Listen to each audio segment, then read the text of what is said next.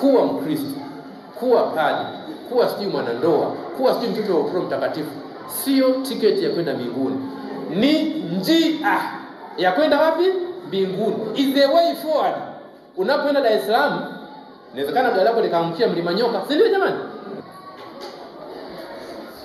Namna ya maisha uliyochagua kuishi maisha yako ya ndoa, maisha ya utume, kuwa mtume wa Fatima, umevaa sijui nguo ile ya Fatima ya kijani au moyo umevaa nguo nyekundu zile. Hiyo ni njia ya kuendea mbinguni. Unaweza ukafika au usifike. Endapo utakuwa mtu mwenye fujo, unaweza usifike mbinguni. Wewe utoapo sadaka, hata mkono wako wa kushoto usijue ufanyalo mkono wako wa kuume. Sadaka yako iwe kwa siri, na Baba yako aonaye sirini atakujazi. Tena msalipo msiwe kama wanafiki, kwa maana wao wapenda kusali hali wamesimama katika masinagogi na katika pembe za njia, ili waonekane na watu. Amin, nawaambia, wamekwisha kupewa thawabu yao. Bali wewe usalipo, ingia katika chumba chako cha ndani, na ukisha ingia, funga mlango wako, usali mbele ya Baba yako aonaye sirini, naye Baba yako aonaye sirini atakujazi. Tena mfungapo, msiwe kama wanafiki wenye nyuso za kukunjamana, maana hujiungua nyuso zao ili waonekane kuwa ni watu wanafunga. Amin, nawaambia, wamekwisha kupata thawabu yao. Bali wewe ufungapo, jipake mafuta kichwani, unawe uso, usionekane na watu kuwa unafunga, ila Baba yako aonaye sirini, naye Baba yako aonaye sirini atakujazi. Neno la Bwana.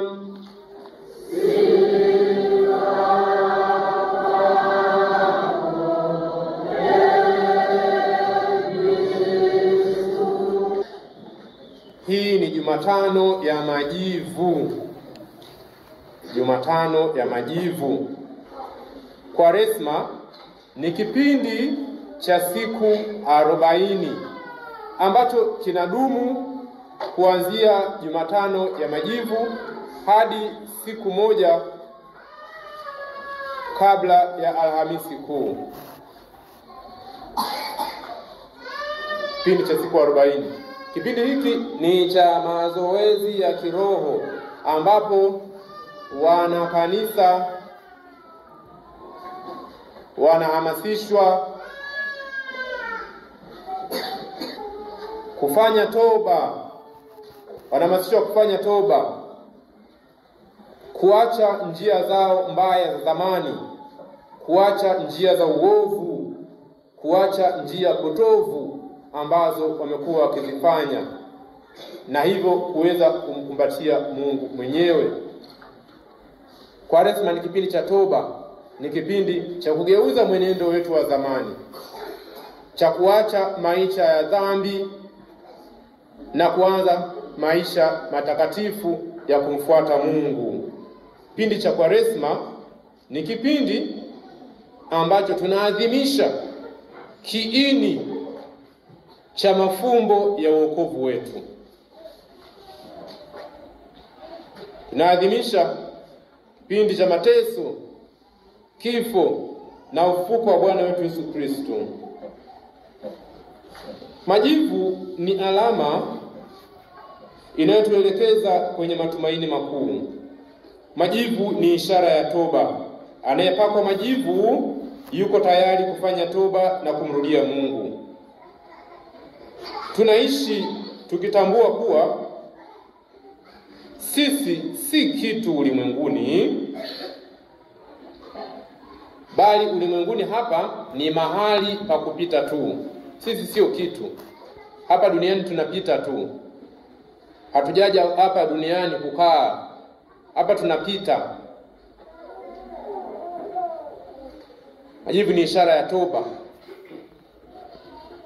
Anayepaka majivu anamwambia Mungu kwamba mimi si kitu mbele yako. Mimi ni majivu tu. Hili ni neno ambalo kwa kweli linatutia moyo. Huruma ya Mungu ni kubwa kuliko dhambi zetu.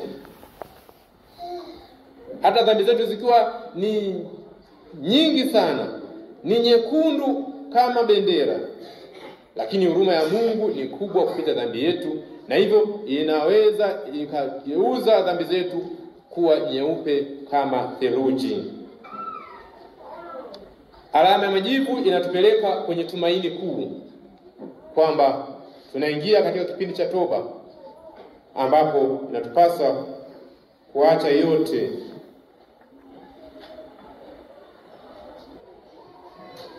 Tunaomba Mwenyezi Mungu atusamehe makosa yetu, sisi tu wakosefu sana. Japo tu dhaifu, tuna thamani zaidi ya majivu. Lakini hata sasa asema Bwana, nirudieni mimi kwa mioyo yenu yote, kwa kufunga na kwa kulia, kwa kuomboleza. Katika somo la kwanza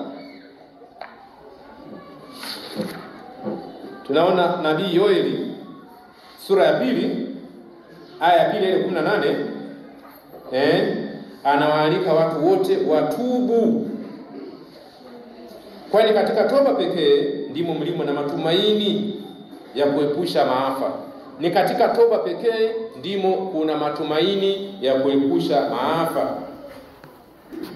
Kama hukumu ni matokeo ya kukataa kumrudia Mungu. Anayekataa kumrudia Mungu, huyo ndiye anayehukumiwa. Yeye ambaye amekataa kumrudia Mungu, amekataa kutubu, huyo ndio anakuwa katika nafasi ya kuweza kuhukumiwa. Kwa Kristo, katika kipindi hiki cha Kwaresma, tunaalikwa kufanya mambo makuu matatu. Jambo la kwanza tunaloalikwa kufanya ni kutubu,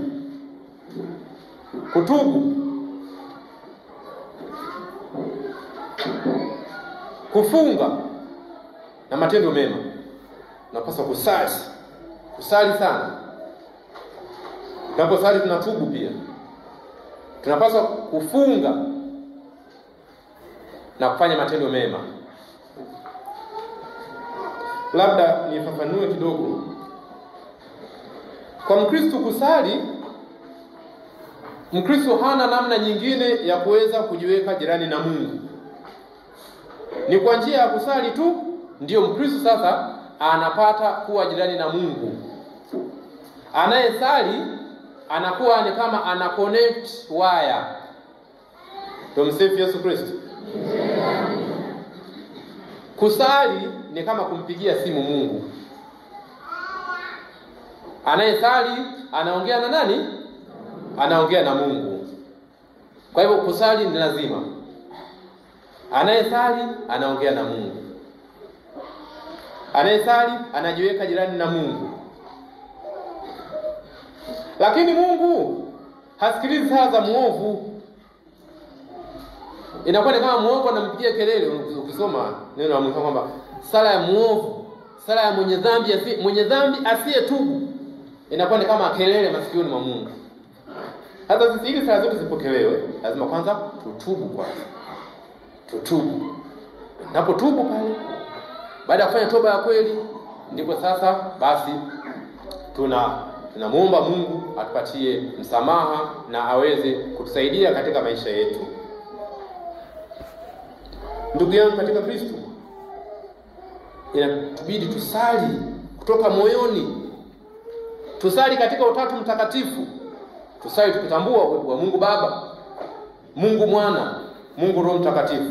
Sala ya kweli kutoka moyoni. Sala ya kweli inatoka katika kilindi cha moyo. Sala ya kweli inatoka jamani, inatoka moyoni.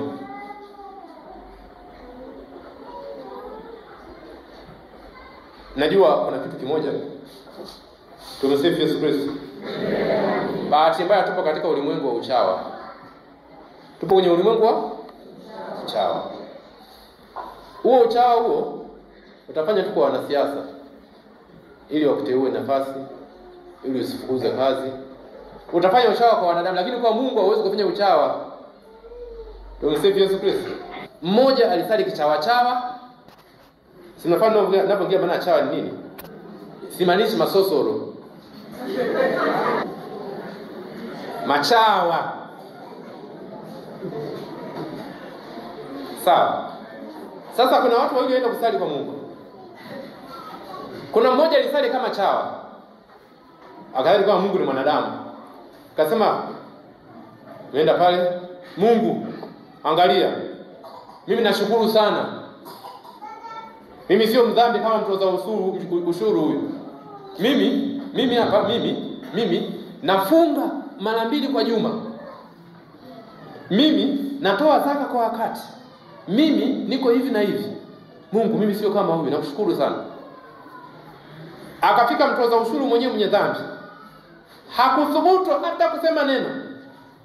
Hata ule ukuta akakuguza, "Mungu, nisamehe. Nisamehe, mimi ni mkosefu, nimekosea sana." Akaongea sala kutoka moyoni mwake. Wakarudi nyumbani. Mungu alimwandikia yule chawa kosa. Alikuwa anasali sala ya kujisifu, ya kujivuna. Sala ya kumpamba kwa Mungu. Umesikia? Kama mezoea uchawa kusifia kichawa huko kwenye siasa, sijui kwenye uongozi, sijui kwenye serikali, katika uongofu, uchawa out. Mungu hataki uchawa. Tumsifu Yesu Kristo. Yesu Kristo hataki nini? Uchawa.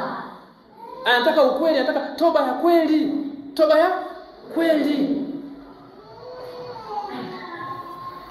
ya kweli. Anataka mabadiliko ndani ya moyo. Anataka tusali kama yule mtu ambaye ameenda kutubu pale.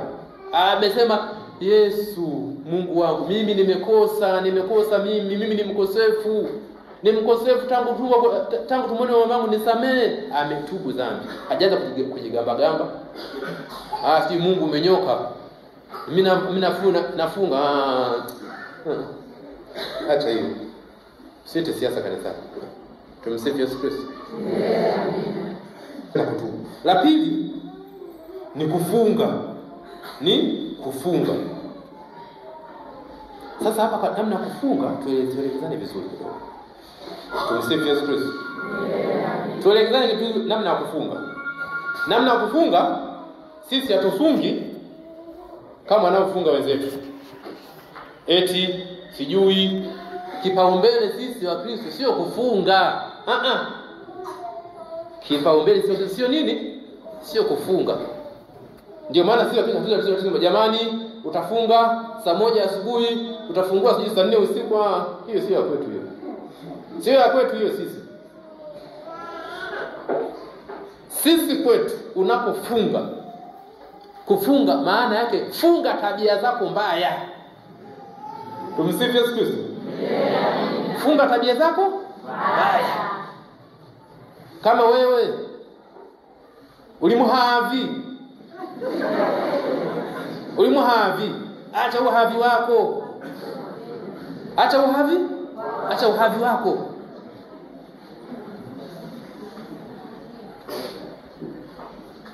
Wewe mchoyo, mkono wabilika hivi. Acha uchoyo wako. Fanyeni jamani, wanafanyeni jamani, wachoyo. Tunafika pale, samani tunaomba naomba tuchime mboga kidogo. Lino nyeva. Mboga imeisha. Mambo haya hamna bwana. Funga uchoyo wako. Mkono wabilika, kuna watu na mkono wabilika umekaa hivi. Kunjua mkono huo. Nyosha mkono kasaidia wengine. Funga uchoyo. Umenipata jamani? Kuna watu wengine wa Mbeya. Kuna watu wa samani. Bahati mbaya nipo katika mkoa wa Mbeya tena. Kuna watu wengine wa Mbeya. Huyu katekista hapa amekuja binti mmoja kulalamika. Mume wake amempiga. Amekuja kulalamika leo. Amekuja kulalamika kesho kutwa tayari. Watu wanasema unaona katekista anatembea na binti fulani. Tumsifu Yesu Kristo. Kuna wengine wezi anauza duka la watu, kila siku anachomoa kaela. Kwa hiyo kama wewe mwizi udokozi, tunafunga udokozi huo.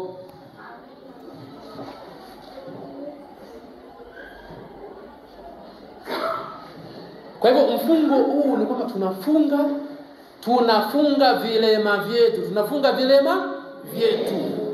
vyetu, choyo, tunafunga choyo, majivuno, tamaa mbaya, zinaa.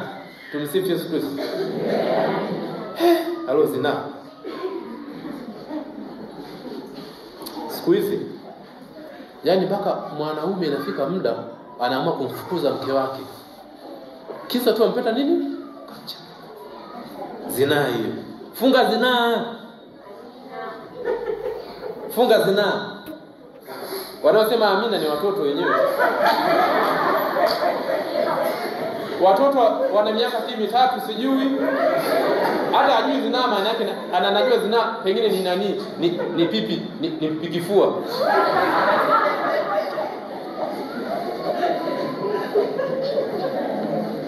Watu wazima wanafahamu.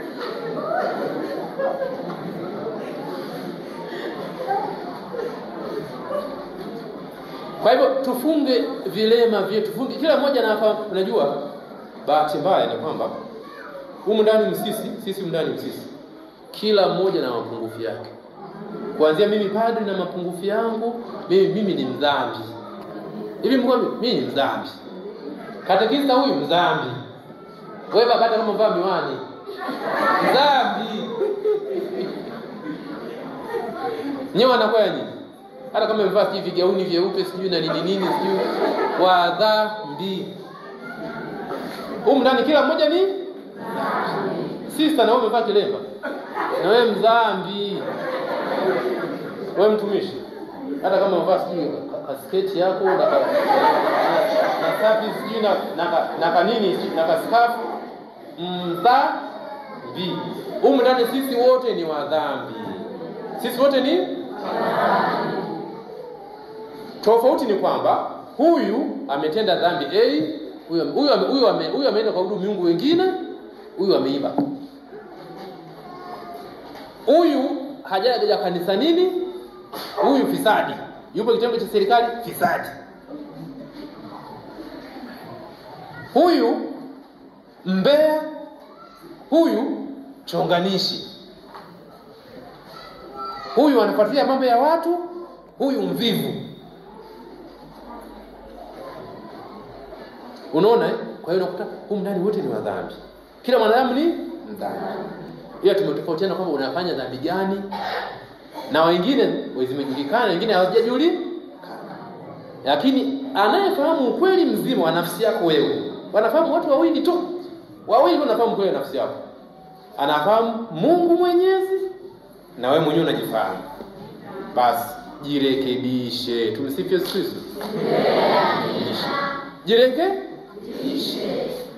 Acha uovu huo, acha. Siku ni chache, acha. Sawa jamani? Kufanya yale maovu. Na sio tujinyime kwa wakati huo kwa resima tu. Tuanze kujinyima kwa resima hii, hata baada ya kwa resima tuendelee kujinyima, tuache moja kwa moja huo uovu. Sawa jamani? Sasa tukishafunga matendo mabaya haya, matendo ya nje yanasaidia kusindikiza mfungo wetu wa kiroho. Sawa jamani? Matendo ya nje kama nini? Kama kufunga chakula. Tunapofunga chakula kinatusaidia kutusindikiza mfungo wetu wa tabia mbaya. Unapofunga chakula, nenda pia ukafunga pengine kunywa bia, kuna wengine wanakunywa bia, ukafungwa kunywa bia. Ukafungwa kunywa soda, ukafunga kunywa soda. Naweza kufunga pia kunywa soda. Kuna wengine waambia kamdomo kumcheka hiyo. Ukiwa tu halo, shost. Aisha kamdomo kaka hivi, tayari. Uongo desi menya uongo. Tayari hapo. Funga uongo huo. Uongo funga. Kwa hivyo tutafunga mapungufu yetu, tutafunga tabia mbaya. Mfungo wa chakula unasindikiza kinachofanyika ndani ya nini? Ndani ya roho. Sawa pendo? Mfungo ni swala binafsi, ni swala binafsi. Mimi nikikamata unakula, utasema kula, njaa imekuuma, umefunga kitu kingine. Mmenipata jamani? Sisi mfungo wetu sio sana kula sana. Msikopi vitu. Msikopi. Ukiwa tayari unafanya mazoezi yako ya kiroho ndani ya mwili wako, ndani ya nafsi yako mwenyewe, kujiadabisha mwili wako, kuadabisha vilema vyako, unaweza pia kufunga chakula. Na pia unapofunga chakula, unaweza kaamua, mfano tu, unaweza kaamua kufunga chakula cha asubuhi, usile asubuhi, ukala mchana na usiku. Ni vizuri, Mungu anapokea hiyo. Unaweza kaamua usile ukala asubuhi na usiku, Mungu anapokea. Unaweza kaamua usile usiku, Mungu anapokea. Unaweza kaamua ule mara moja kwa siku, Mungu anapokea. Kwa hiyo namna ya kufunga chakula, matendo ya nje, ni wewe mwenyewe utajipangia na kuratibu mwenyewe. Sawa jamani? Mmenielewa? Kuna mmoja kasema sasa Father, tunaingia kwenye Kwaresma. Mfungo wetu sisi kiini ni nini? Kuadabisha moyo. Kuadabisha nini? Moyo. Kwenye huu moyo huu kuabudu miungu wengine, toa, acha kuabudu miungu wengine. Ni nini wewe? Kuabudu miungu wengine ndio ndani kuna ushirikina. Acha hiyo. Kutaja bila jina Mungu wako, acha. Kutokwenda kanisani, njoo kanisani. Waheshimu wazazi wako. Usiseme uongo, kuadabisha moyo. Sema Father, mimi nafanya hoteli ya nyota 5. Nitafungaje chakula wakati inabidi nionje na kupika chakula? Ndio hivyo. Namna ya kufunga tumeshaangalia. Na tena niwaambie kitu kimoja. Nyewe mama. Unapofunga, mtu eti upo kwenye mfungo, umefunga, umeamua unajirekebisha moyoni mwako, lakini pia unafunga chakula. Umeamua siku zote unafahamu kama wewe mama, wewe umezoea unavaga unapiga nani pale, unaweka rasta zako vizuri, umependeza mwenyewe, umeweka na chupingi, foundation na kuchi. Kwani amweki foundation? Nini kwani? Chupingi. Sasa ile dawa ambayo kuna dawa moja mnaweka hata kama una chunusi, unakuwa ngozi kama mtu, dawa inaitwaje? Neta hii dawa. Puti. Makeup. Unajua ulimwengu wa siku hizi jamani, ni ulimwengu. Yaani ulimwengu wa siku hizi watu wanaweka puti kwenye magari, wanaweka puti kwenye nyumba, wanaweka puti mpaka kwenye ngozi hizo. Wanaweka puti ili kuzibadilisha matobo. Sasa wewe mama, tumekuzoea kwamba siku zote wewe unapendeza. Sawa? Hata kama umefunga, uko unafanya mfungo wako, mama, endelea kupendeza. Umesikia bwana? Sio eti umefunga ndio eti unakuwa kachafu hujapaka mafuta. Alafu unanuna. Nini? Mimi nimefunga. Nini? Nimefunga. Usituambie sisi. Sisi hatutaki kujua kama umefunga. Umesikia mpendwa? Huo mfungo ni siri yako wewe. Kwa sababu ukishatuambia kama umefunga, tutasema hongera sana, hongera, mtoto mzuri, umefunga. Thawabu yako inakuwa imeshachukuliwa. Thawabu yako Umenipata jamani? Kwa hiyo unapotangaza kwa watu kama umefunga nini, unawatangazia watu, thawabu yako itakuwa imesha. Lakini pia kuna wengine bibi wajue pia. Mfano wewe unakaa nyumbani kwako pale, umefunga. Mwambie mke wako, mimi mchana sitakula, nimefunga. Si ndio? Kama utoe taarifa, watapika ugali mwingi, watatupa baadaye, tutabisha hasara, si ndio? Au wewe mama umefunga, unafika pale kwa mume wako, unaanza kujinunisha, tunaanza kununanuna. Wanajua kama umezila, sema mimi nimefunga, sitakula. Sawa? Unaweza ukawaambia kama kuna muhimu, ukawaambia wale watu muhimu katika nyumba yako. Sawa? Sio kuweka tangazo.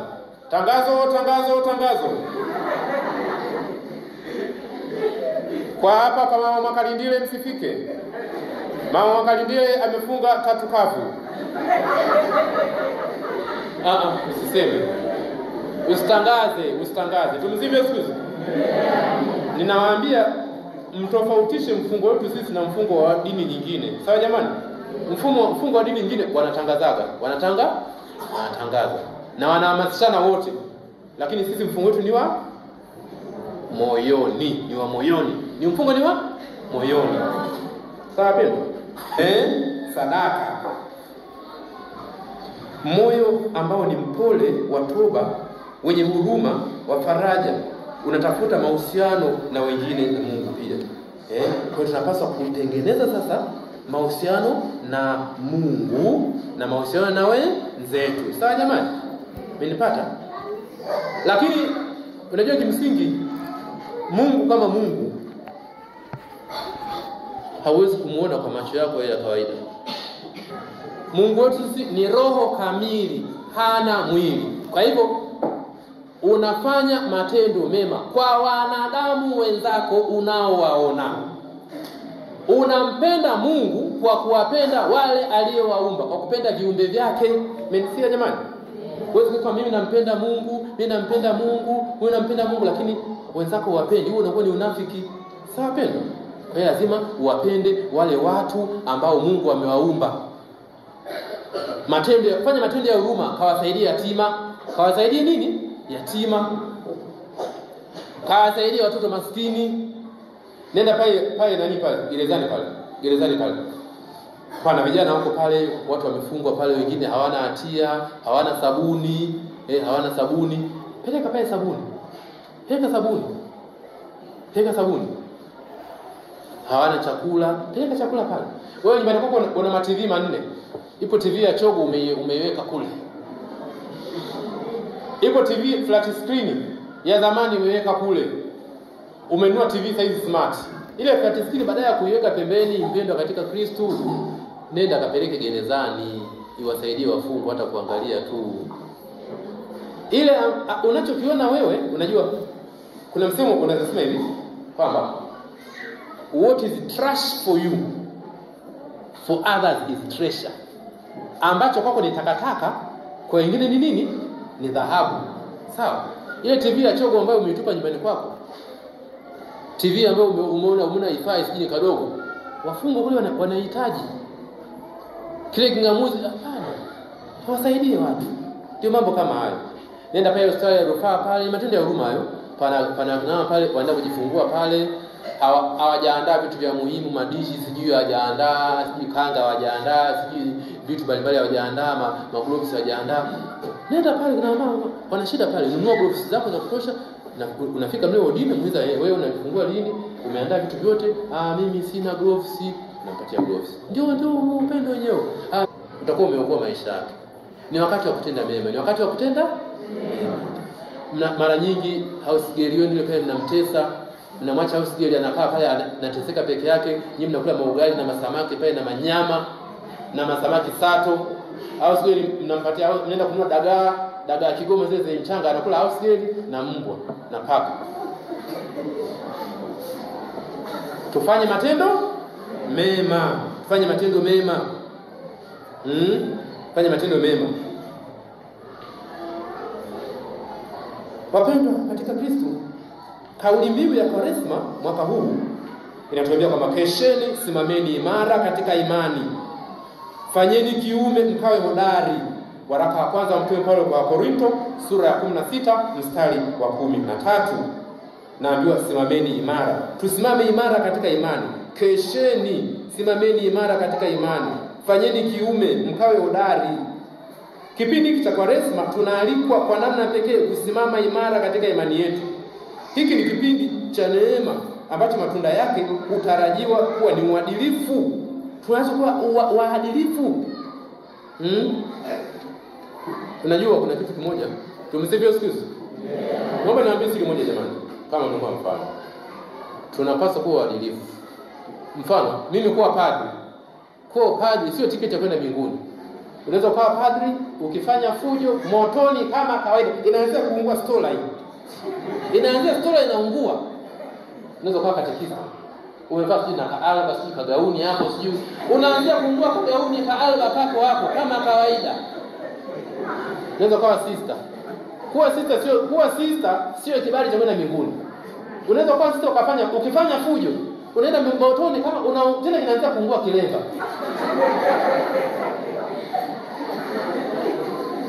Unaweza kuwa mtumishi. Ukadhani kama mtumishi ndio tiketi ya mbinguni. Unaweza ukaungua vile kama nyumbani unaokoa mdokozi. Wakipika nyama wanaokoa. Wakiweka soda na kunywa, alafu unajaza maji sijui. Unaungua kama kawaida. Unaweza kuwa mwanakwaya hapo. Unakazana kuimba. Wimbo gani wewe? Kwa ishara ya msalaba tuokoe, ona matata yanafanya. Alafu jioni upo na mume wa mtu. Utaungua kama kawaida, inaanzia kuungua widi, anakatana kwa uniform kako hapo.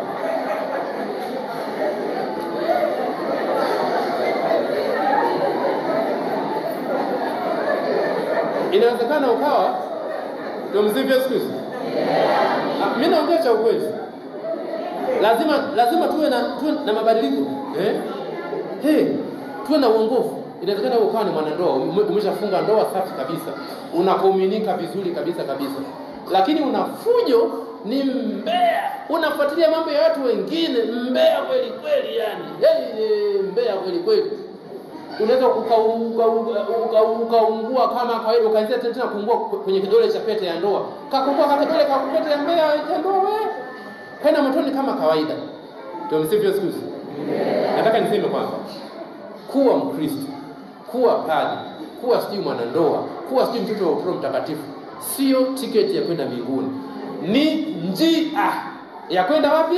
Mbinguni. Is the way forward. Unapoenda Dar es Salaam, inawezekana gari lako likaangukia Mlima Nyoka, si ndio jamani? Inawezekana gari lako likaangukia Kitonga. Inawezekana likafika Mikumi likagonga Tembo likaanguka, si ndio? Namna ya maisha uliyochagua kuishi maisha yako ya ndoa, maisha ya utume, kuwa mtume wa Fatima, umevaa sijui nguo ile ya Fatima ya kijani au moyo umevaa nguo nyekundu zile. Hiyo ni njia ya kuendea mbinguni. Unaweza ukafika au usifike. Endapo utakuwa mtu mwenye fujo, unaweza usifike mbinguni. Ni lazima tuwe waadilifu. Tufanye uongofu, tuweze kuwa na utu wema. Ni kipindi cha kusali zaidi, cha kufunga zaidi, kufunga matendo mabaya, kufunga vilema vyetu, na mfungo wa chakula unasindikiza matendo mema tunayofanya. Tuendelee kumuomba Mungu atuzidishie imani. Tujibidishe katika kufanya matendo ya huruma. Tuwasaidie watoto maskini, tuwasaidie wenye matatizo mbalimbali. Tuwaonye wakosefu kwa upendo, tuwashauri wenye shaka, tuwavumilie, tuwasamehe kwa moyo watu wanaotukosea, tuwafariji wenye huzuni, tuwanyweshe wenye kiu, tuwape chakula wenye njaa, tuwavike nguo walio uchi, tuwakaribisha wageni, kuwatembelea wafungwa, kuwazika wafu. Haya yote yanatuwezesha kusimama imara katika imani yetu, na ndiyo dira ya mwongozo wa maisha yetu. Tumsifu Yesu Kristo.